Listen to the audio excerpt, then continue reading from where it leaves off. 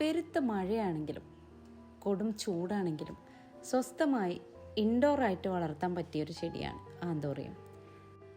വീടിൻ്റെ വെയിൽ കൊള്ളാത്ത ഒരു ഏരിയ മൊത്തം നമുക്ക് ഇതുപോലെ ഭംഗിയുള്ള ഫ്ലവറിങ് ഗാർഡനാക്കി സെറ്റ് ചെയ്യാൻ പറ്റും. അതും ആന്തോറിയത്തിൻ്റെ ഫ്ലവറുകൾ 1.5 മാസത്തിൽ കൂടുതൽ ഒരു വാട്ടവും കൂടാതെ ഇതുപോലെ തന്നെ നിൽക്കും. കൂടുതൽ വെള്ളം ഒഴിച്ചും അതുപോലെ വെയിൽ കൊണ്ടൊന്നും നമ്മൾ ബുദ്ധിമുട്ടേണ്ട ആവശ്യമില്ല. ഇൻഡോറായിട്ട് നമുക്ക് വരാന്തയിലും കാർ പോർച്ചിലും ഒക്കെ സെറ്റ് ചെയ്യാൻ പറ്റിയ നല്ല ഭംഗിയുള്ള ചെടികളാണ് ആന്തോറിയം ചെടികൾ. അതും ചെളിയും മണ്ണും പുരണ്ട പൊട്ട് മിക്സും വേണ്ട. നമുക്ക് ചകിരിച്ചോറും ചാണകപ്പൊടി പെർലൈറ്റ് പിന്നെ നമ്മൾ ഓർക്കിഡ് നടുന്ന ചിപ്സ് കരിക്കഷ്ണമൊക്കെ ചേർത്ത് നമുക്ക് ആന്തോറിയം നട്ടുകൊടുക്കാം. ഭംഗിയുള്ള മൺപോട്ടിലും അതുപോലെ സെറാമിക് പോട്ടിലൊക്കെ നമുക്ക് ആന്തോറിയം നട്ട് വളർത്താൻ പറ്റും.